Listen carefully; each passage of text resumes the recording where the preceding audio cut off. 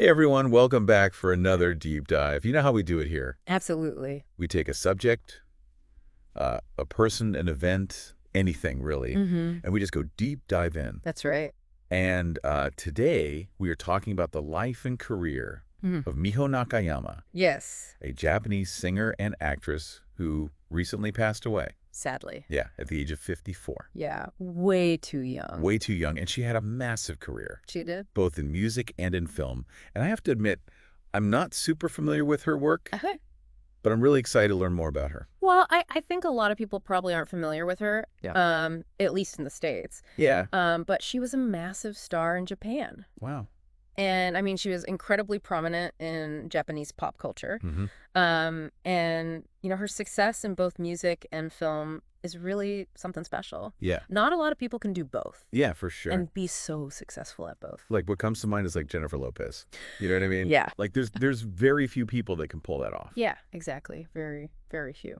So what was it about her music that made her so popular in Japan? Well, she had 8 #1 singles, Wow. which is incredible. That's a lot. That's a lot. And they weren't just like flash in the pan hits. These were like Yeah. huge cultural moments, Oh, wow. like Catch Me. Okay. That was a massive hit. And it really captured like the energy of the bubble era in Japan, Okay. I don't know anything about the bubble era. Oh, yeah. So the bubble era, it was like this period of like rapid economic growth Okay. in the 80s. Oh, wow. And it was a time of like, a lot of optimism Yeah. and extravagance and Catch Me. Just like it had this infectious pop sound Okay. that just like captured that feeling perfectly. So it was kind of like the soundtrack to this Yes. like era of Japan. Exactly. And then there's You're My Only Shining Star, Okay. which became like an anthem for a whole generation. Wow. And it's still super popular today. Okay, well, I'm definitely gonna have to check these songs out now. Oh, yeah, you should. Yeah. You should. I'm really curious. They're great. So she was obviously very talented musically, but then you mentioned she also had this whole acting career too. Yes, yes. So after finding success in music, she transitioned into acting. Okay. And actually, she had starred in a few films early in her career, Okay. but she became internationally known Yeah. for her role in Love Letter. Love Letter. Okay. Yes. I've heard of that movie. Yeah, it's a 1995 film, and it's just this beautiful Yeah. story about love and loss. And what's so fascinating about it Yeah. is that she played both lead roles. Wait, she played both of the main characters in the film? Yes. How does that even work? Right. So the film, it tells the story of a woman who's grieving the loss of her fiance. Okay. And so she starts writing letters to him Huh. addressed to like his old home. Wow. Not really expecting a reply, but then she receives replies Oh, wow. from someone with the same name as her fiance. Oh, that's interesting. So she plays both the grieving woman Yeah. and the mysterious recipient of the letters.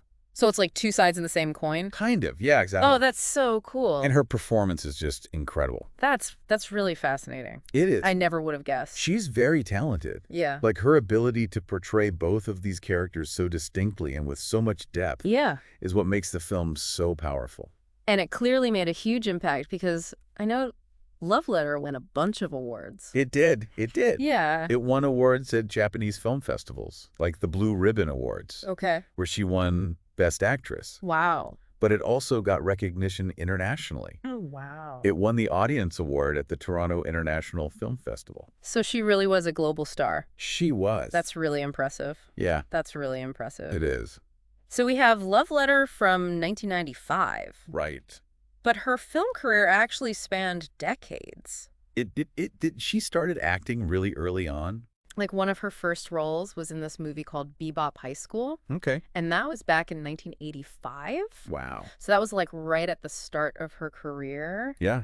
And then she continued acting throughout the years. Yeah. And actually one of her last roles was in a film called Lesson in Murder, Okay. and that was in 2022. Wow. So she was still acting right up until. Pretty much, yeah. Wow. That's a long career. Yeah, very impressive. Very impressive. So 22 studio albums, countless film roles. It's amazing. I mean, we haven't even mentioned all of them, but this woman was busy. She was a powerhouse. Yeah. She was a true artist. Yeah. And clearly she touched a lot of people. She did. Because I've been seeing the reaction online and people are devastated. Yeah, there's been an outpouring of grief on social media. Yeah. Tributes, articles, you name it. Yeah. I saw one fan wrote, Yeah. Her music was the soundtrack to many days in my life, ...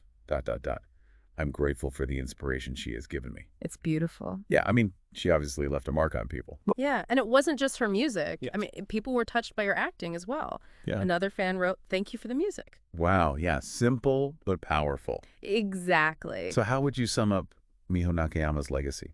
I think she was a multi-talented artist who Mhm. touched countless lives through her music and her films. Yeah, she really left behind an incredible body of work. She did. I mean, to have such a successful career in both music and film It's incredible. is truly remarkable. It is. So for our listeners out there who are now curious to learn more about Miho Nakayama, Yeah.